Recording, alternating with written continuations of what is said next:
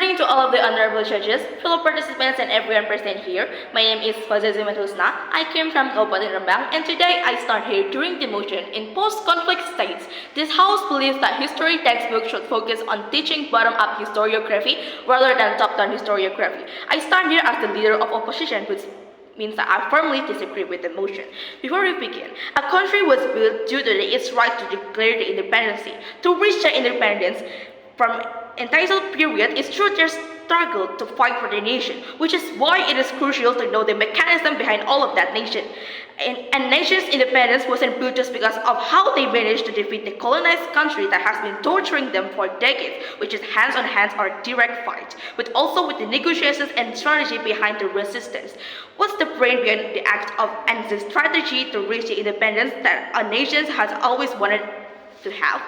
It is through their leader and their struggle to come up with a brilliant idea to negotiate all of the information and everything they can do in order to be useful for the nation brought to oppose. It is not because the brilliant brain of if it's not because of the brilliant brain of these leaders, we wouldn't be standing here alive with everything that we have, because no one is capable to think about a solution rather than a conflict.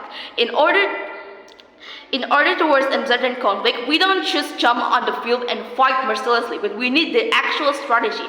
That is the rule of law political leaders here. They provide the nation with their knowledge to not only win in war, but also in an aspect behind it. Just imagine what would happen to a nation where they're incapable of thinking about the political strategies and jump straight into the battle. They were more likely to be taken advantage of because of how vulnerable they are. That is why the national textbook served us all this time. The struggle to fight not only directly but also indirectly.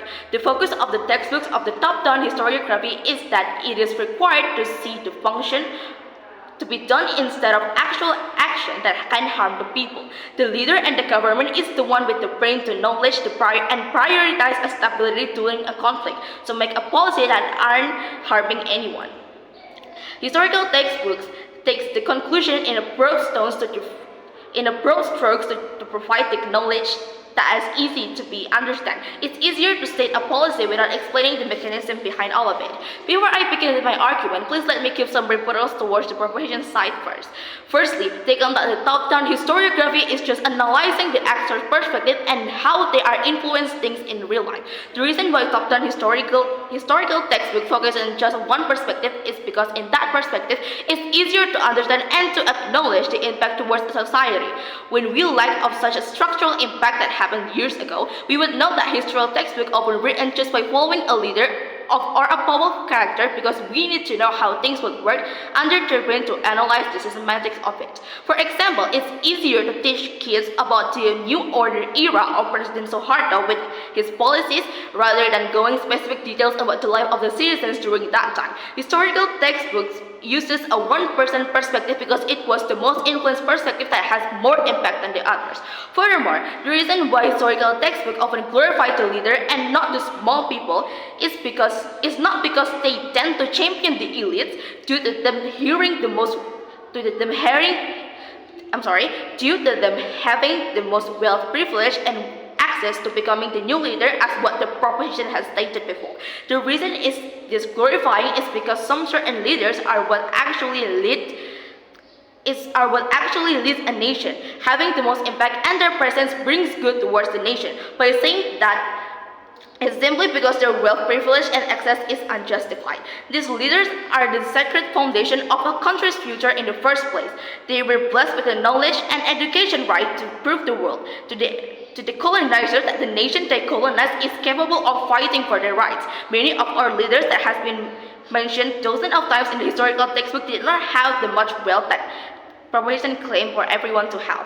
For example, of Bung Hatta, he can't even buy a shoe that he really wanted because he kept helping the poor, because he kept helping the one who needed more. Until the very last chapter of his life, he didn't even capable of buying it. This proves that in order to become a leader is through hard work and knowledge, but not because of health privilege. The national leaders were mentioned countless times is because they are capable of what they're doing that brings impact to the society. 3 points of my argument. Firstly, historical textbook has to summarize thousands of years in just hundreds of pages. Secondly, the story are written based on proofs in data. Thirdly, the purpose of top-down historical textbook is to build a character of the nation's future similar to the leader. First argument, Historical textbook has to summarize thousands of years story and records, which is extremely hard for them to do if the focus is on every aspect and includes the bottom of the low struggles or the low class struggle. The reason why historical textbooks did not mention the struggle of the low class and their right for the nation is to provide knowledge easily in such short page. If we focus on too many things, it will be hard to understand and to explain because there will be too many perspectives in each chapters.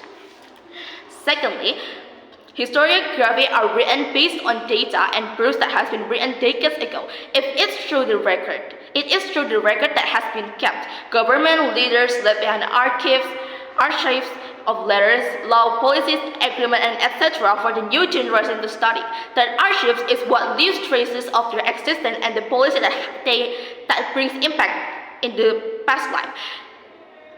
Meanwhile, for much human history, the bottom layer of the society, such as the peasants, the laborers, and slaves, were often lacks the basic ability to read and write, meaning there are not enough archives to prove their existence, no matter how much of impact they left to the society, because the archives prioritize document and valid data. They're most likely to piece together the archives from the leader instead of fewer trace the bottom layer left. Thirdly then, historical textbooks glorify the leader and the past government because they want our children to know and to be familiar with those who influence the nation for a better life. The purpose of it is because it is crucial for the future, because these children are the one who will build the nation one day, the one who will be the future leader of us. The reason behind those unnecessary emphasized character is to teach the kids to be more like the past leader, to have a critical mind like them, and to have similar perspective for a better nation. In conclusion, the reason behind the application of the top-down historiography rather than the bottom-up is because it is more likely for a nation to prioritize the real record over a going for just out there, to ensure that the future of the nation rely on the leaders' past archive, and to ensure that everything is going on just because of the traces that they had been left, not because of the ongoing story that has been going on for a lot of decades. And for all of that reason, proud to post.